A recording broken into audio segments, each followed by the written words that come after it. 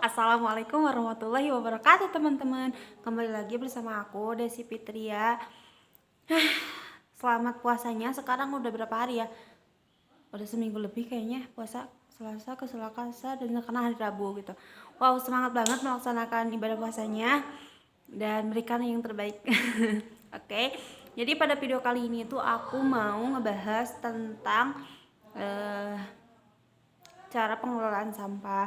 Nah, kenapa aku pengen banget ngebahas ini gitu? Karena kebetulan banyak banget kan kejadian-kejadian yang terjadi kayak bencana alam gitu. Salah satunya itu banjir, dan salah satu faktor kenapa bisa banjir adalah buang sampah sembarangan.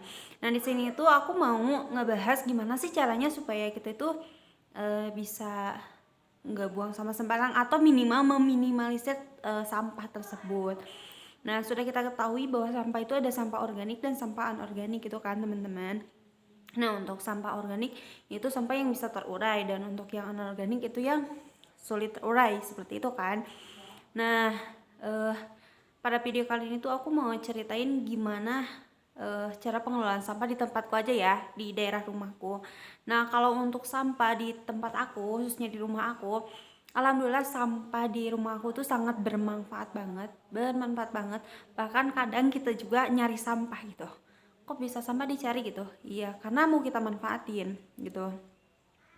Nah, kan pada video sebelumnya aku udah pernah bilang kalau aku tuh tipe anak yang kadang suka bawa sampah ke rumah gitu. Nah, gimana sih supaya sampah itu bisa diminimalisir? Nah, untuk sampah sendiri itu kan ada sampah organik dan anorganik. Nah, untuk yang organik itu kan yang mudah terurai, dan yang anorganik itu yang sulit terurai kayak gitu. Nah, di sini tuh kalau di tempat aku ya, kalau di rumah aku, biasanya nih kayak ada sampah bekas makanan, gitu. Maksudnya ada sampah bekas nasi yang kayak gitu. Nah, aku dan keluarga aku kalau yang bekas-bekas gitu, makanan bekas makanan atau buah-buahan yang kayak gitu, kita eh, kasih si sampahnya itu gak kita buang, tapi kita kumpulin dan kita kasih ke ternak gitu. Kayak misalnya karena aku punya peternakan bebek, ya kasih ke bebek atau ke ayam. Terus kayak bekas tulang-tulang kayak gitu dikasih ke kucing.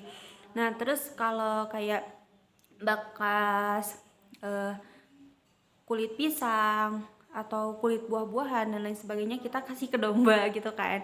Nah, jadi kalau yang kayak organik itu sangat berguna banget di tempat aku gitu. Jadi bisa dimanfaatkan dengan baik karena ya kita sampahnya kita gunain kayak buat ternak gitu. Nah, yang untuk yang anorganik misalnya, kalau yang anorganik kan itu susah terurai ya. Kalau kita buang, aku pernah dengar tapi nggak tahu benar dan nggak tahu salah. Aku kalau salah minta maaf. Kalau kita buang plastik itu terurainya cukup lama, bahkan bisa sampai 100 tahun katanya seperti itu.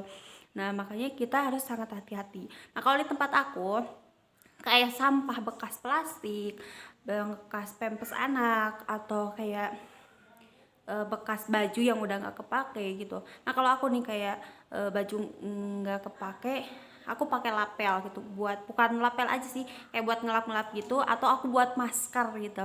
Gimana sayanya supaya si baju yang nggak kepake itu bisa berguna gitu. Kayak dibuat masker kayak gitu, atau dibuat handset kan kalau kaum perempuan suka pakai ya. Terus juga eh ka, terus juga kalau yang plastik bekas jajan lain kayak gitu, buat karena kebetulan aku itu kalau masak suka banget masak itu pakai tungku gitu daripada pakai gas, karena menghemat menghemat ekonomi juga. Terus juga karena kan aku di kampung jadi banyak pohon-pohon gitu, banyak kayak pohon bambu dan lain sebagainya yang berserakan. Nah, gimana caranya supaya bisa dimanfaatkan? Salah satunya sebagai eh, eh, apa sih, buat masak gitu, maksudnya bukan buat masak, apa sih ya, bambunya buat masak gitu, buat ngebakar, dan yang kita masak itu ditungku gitu. Nah, kalau untuk plastik-plastik sendiri aku biasanya suka banget nempelin kayak bekas botol yang kayak gitu itu, kayak gitu misalnya. Nah, kalau untuk plastik-plastik di aku jadi lupa lagi nih masnya. Nah kalau untuk plastik ya buat nyalain si apinya gitu, itu lebih mudah kalau ditungku pakai plastik sama pakai kayak bekas kain gitu. Kalau di tempat aku nih lapel yang nggak kepake itu dibakar buat nyalain api di tungku gitu. Jadi berguna banget gitu di tempat aku.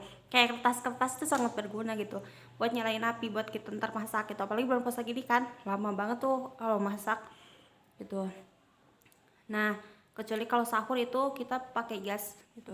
Nah selain itu juga kayak bekas susu nih. Kalau untuk bekas susu kalau aku, nah ada bekas susu atau bekas botol, tutup botol, aku suka tempelin kayak ditempel-tempelin di tembok-tembok kayak gini ya, bentar.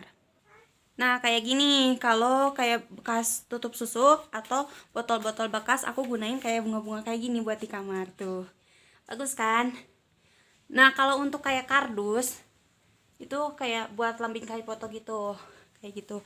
Atau mungkin bisa nih kayak bekas lampu yang udah gak keguna nih, aku dipakein buat tempat pensil kayak gitu. Dan ini tuh bekas undangan pernikahan kayak gitu, aku pakai ini juga sama buat kayak nyempet pensil, pulpen yang kayak gini biar nggak berserakan.